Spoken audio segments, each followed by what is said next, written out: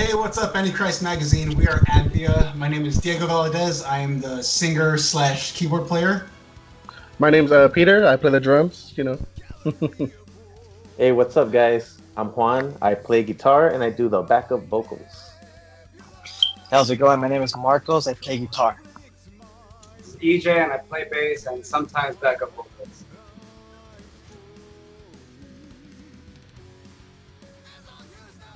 So the funny thing is, when we first started Anthea, it was kind of not really intended to be a band, to be honest. So like Peter and I, we've been jamming since high school with our first band, Ice Storm. And yeah, I believe Peter, you said that was your first band as well, right? Yeah, that was my first band. I'm sure it was your first legit band too. Yeah, we were like 14, 15. So yeah, so we've been jamming forever, and then we kind of all did our own thing, and eventually we decided that. Well, eventually I decided like I wanted to make some symphonic metal for fun on the side. So I wrote a few songs and decided to put a EP together. So I called Peter to come back and record drums, and as well as some musician friends. And so it wasn't really intended to be a band exactly. It was just going to be a one-off thing, and then that would be the last of it. But after we recorded the EP, we kind of had a lot of fun doing it and decided that we wanted to play some live shows. So we started to recruit band members. We got Juan on guitar, and I don't know if you want to talk about that and how we met and all that. Yeah, definitely. Well, actually, I only really knew Peter, and we had only met a few times or whatever, but I knew he was cool. Diego we knew about from just, I guess, the metal community in LA. But Marcos I had known, since, we were kids. We started our own band in high school. And, when I heard we were looking for a second guitarist, I figured, perfect guy to ask. We were already in a band for many, many years. So we just kind of clicked and it worked. Yeah, and actually I remember that because it was back when Peter and I were playing in Ice Storm in high school. You guys had your band Harpo Crate. Yeah, exactly. Yeah. And we played we played a lot of shows back then. Like it's funny considering we didn't even talk or hang out really. Yeah, exactly. But we knew of each other. We saw each other play so many times, and I always really liked seeing you guys play, and I always thought you guys were awesome. So yeah, thanks. It was funny because in LA there wasn't too many keyboardists, and we had the other keyboardist in Los Angeles.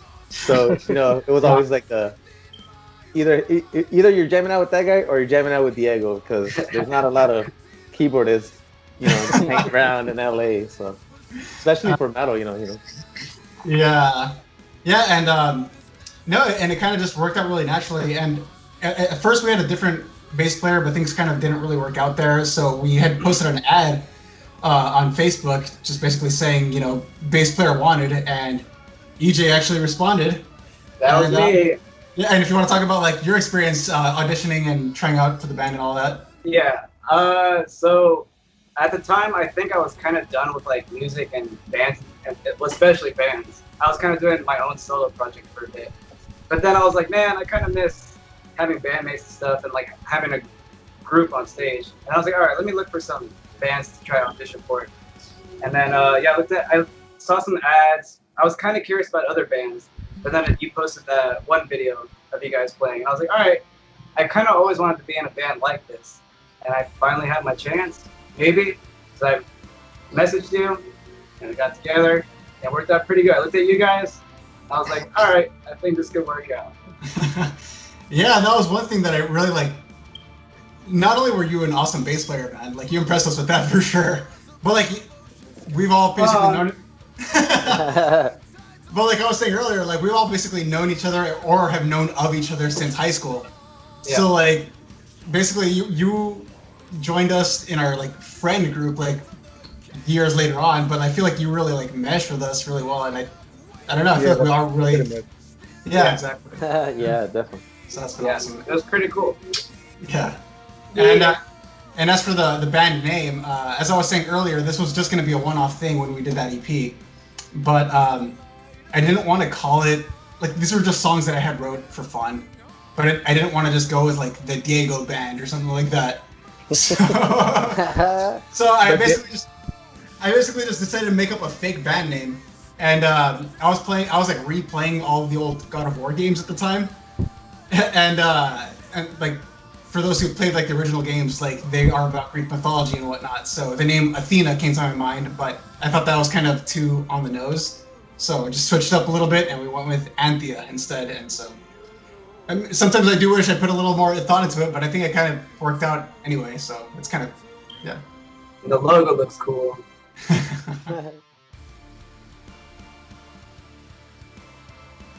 So this album, Illusion, it's our debut album, and originally it was actually just going to be a 5-song EP. And so we had released a couple of the songs as kind of demo versions. We did some like lyric videos, and they got a lot more attention than we kind of expected, to be honest. So when we announced that we were going to be making a EP called Illusion, we pretty quickly got contacted by Rockshots, and they basically just told us like, hey, if you guys are interested, instead of doing an EP, why not turn this thing into a full-length album, and we can get you guys a contract. So yeah, we talked about it amongst ourselves, and so we just went for it, and I'm really happy about that. So when we did that, though, we did have to add more songs. I wrote a couple more, and then actually Marcos wrote one as well called The Expedition, if you want to talk about that. Well, you know, when we decided to add more songs, you know, I remember you kind of asking me, like, do you have any material that you want to incorporate or anything? And it was a great experience because we sat down, we kind of discussed what type of vibe we wanted, what type of atmosphere we wanted to add to the album. And we definitely knew that it was a song that wasn't meant to stand out so much as more as transition through the album. And it worked out great because we went from a song that's very fast and aggressive and symphonic to an ending song that's very melodic and still symphonic. Expedition was a great transition because it had a little bit of everything that the album has. It's pretty heavy, guitar driven. The orchestra is very alive in there. It works great, and it was a great experience working with you to make it happen.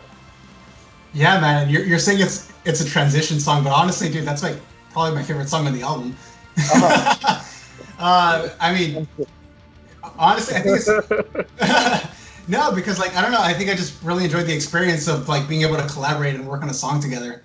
So like to me, that song, when I hear that song, I think of that experience. So I don't know, to me, it's like a deeper kind of song.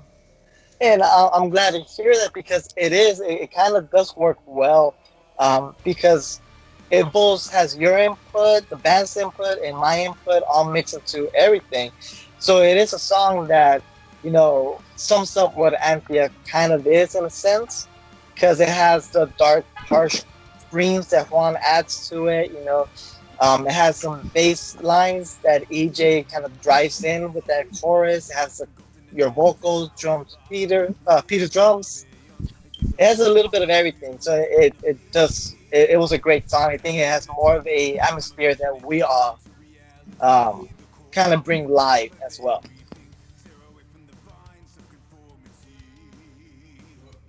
For me, typically the lyrics are the last part of the process for me. And usually what I do is I kind of listen back to the music and try and bring out what the emotion that I'm feeling from the music itself. And that's where I draw my inspiration from, what I'm going to be talking about within the song. And I kind of just go with whatever's on my mind or just like topics that I find interesting. Like, just a quick example, the song Eclipse is probably like the darkest sounding song on the entire album. So what I went with thematically with that, it just made me think of an experience that I had once of sleep paralysis. So I had an episode of sleep paralysis once where I like saw like crazy demons and shadows going on, and so like when I started writing the lyrics for that song, I just kind of brought all of that experience into the lyrics, and I kind of do that with every song. Just like whatever the song makes me think of musically, I'll try and incorporate poetically with the lyrics.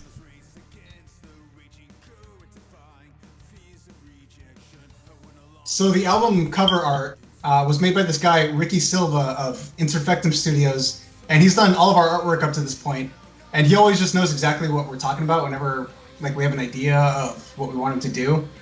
And so with this artwork in particular, so the album is called Illusion, and it's named after one of the songs on the album called Illusion. And basically what the song is about is someone battling their own internal demons while still trying to present themselves in society as if everything is okay. So with the album, we have like someone's face and it looks like they're pontificating on something, and you have one side that's like completely like fire and flames, and the other side is ice, so you can really see that tension. And I just think it's a great visual metaphor for thematically what that song is about.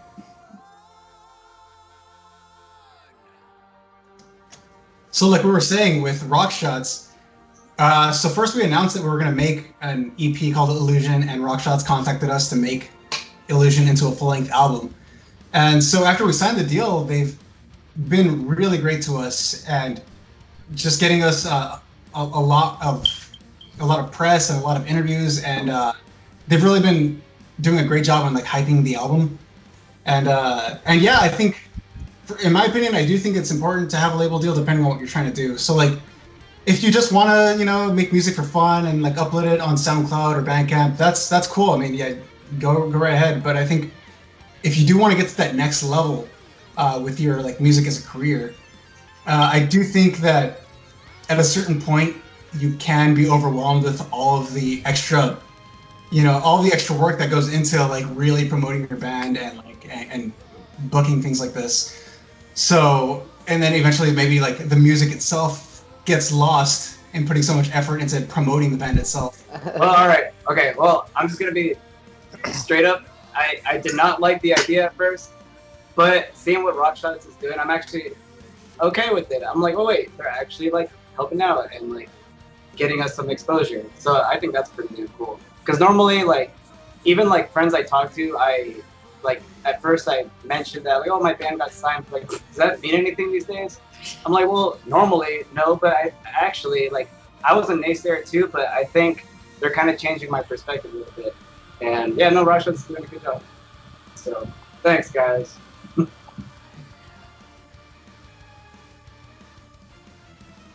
So yeah, unfortunately, we were only able to play one gig this year in 2020. It went really well. I mean, I'm really happy with the show itself, but we had more booked that we didn't even get to announce yet.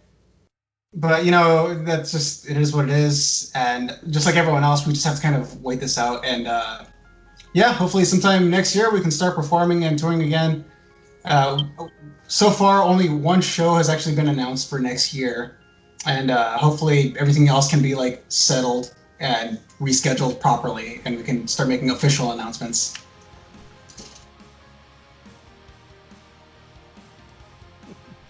So you remember that one gig in Long Beach? Yeah. Yeah. So we had all our backtracks on our laptop, and what exactly happened? I know Peter was using the laptop, and then the stand fell apart or something, or yeah, it just the laptop started sliding off its the stand where it was on, and it just completely fell on like the floor, and your face was like this. Oh man. And yeah, and like not only that, but like so like none of the mics were working. Yeah. And, remember that? Yeah, we couldn't hear anything that we were like saying or singing or anything. And then I think one of the guitars kept cutting out too. I don't know which one of you guys it was. Yeah, I was hearing something. It was probably mine. It was probably mine. Yeah, I think at the time my wireless was either losing signal or picking somebody else's signal. It was a mess. Yeah. So the whole thing was kind of a disaster, and like eventually the keyboards weren't like, for some reason you couldn't hear them at all. There were no vocals. The guitar kept cutting out. The laptop did whatever the laptop did. And so we ended up only playing one song. We played a cover of Hangar 18 by Megadeth, which yeah, so at least that sounded pretty good. Yeah, that sounded pretty good. Yeah. No vocals still, but no vocals. Like there's not too many vocals in that song.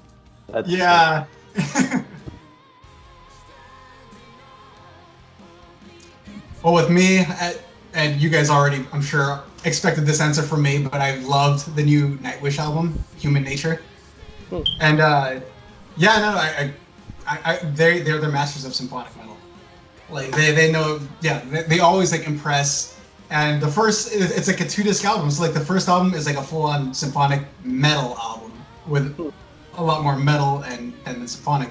But then you go into the second disc, and that's just like a full-on symphony. Like there's not even any guitars or drums or bass or anything like that. So you really get like that. You really get the symphonic and the metal.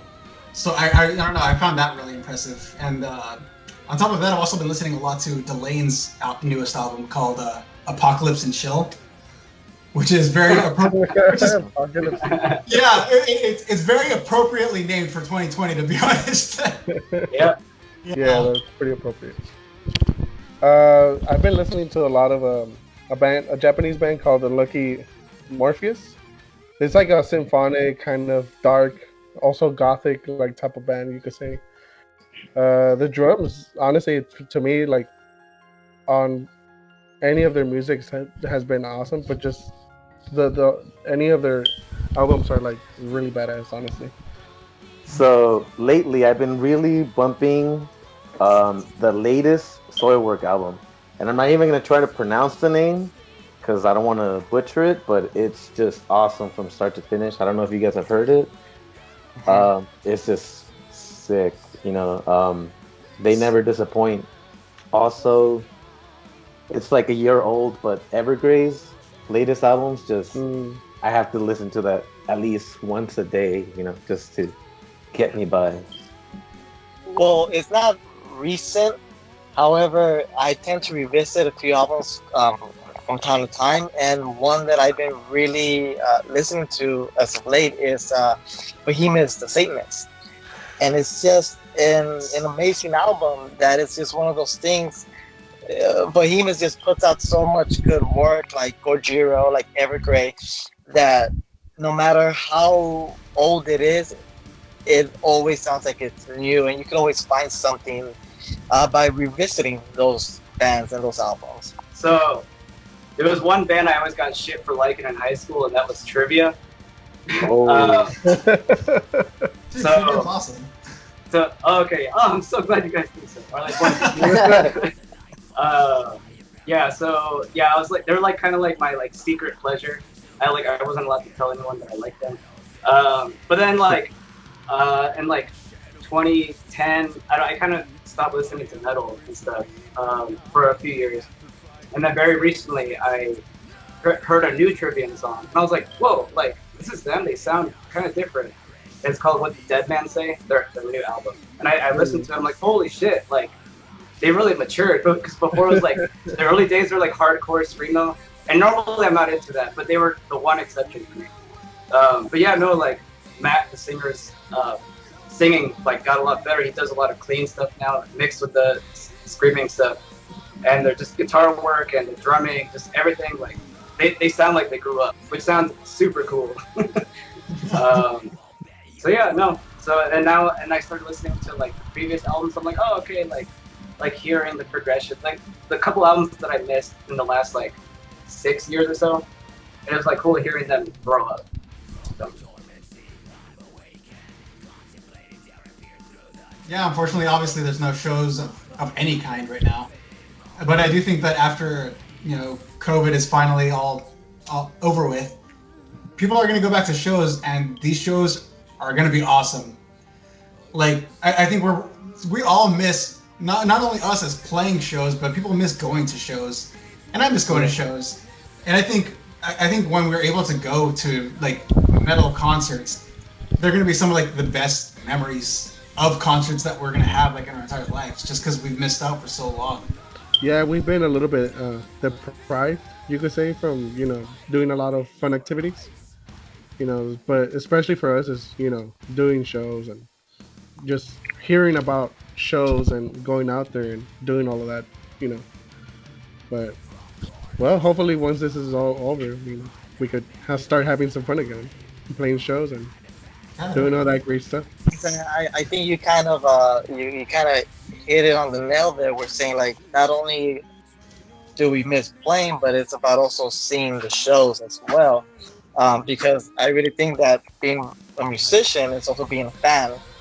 And for me, as much as I enjoy playing, I also enjoy watching people play, especially when you're out there and you could get inspired by these other musicians to just help your development and help your growth into it. So I personally can't wait to just get back to these concerts and festivals.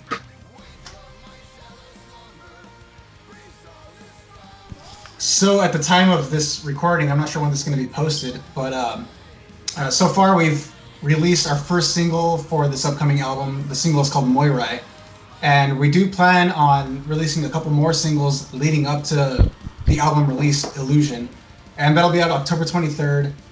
And we can't play live, obviously, so we do plan on having like an online presence and just doing what we can, interviews, podcasts, all that kind of stuff, and hopefully we can do some sort of live stream thing. We gotta figure that out somehow logistically.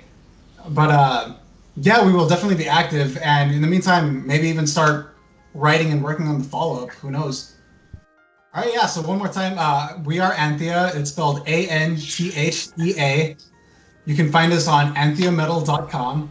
Our Facebook is facebook.com/antheametal. Our Instagram is @antheametal. We have our new album, Illusion, coming October 23rd through Rockshots Records. You can pre-order it through our website, and once it's out, you'll be able to find it on Spotify, Amazon, Apple Music, all of that. Wherever you stream music, you'll be able to find the album. So thank you so much to Antichrist Magazine for having us. And until then, we'll see you next time.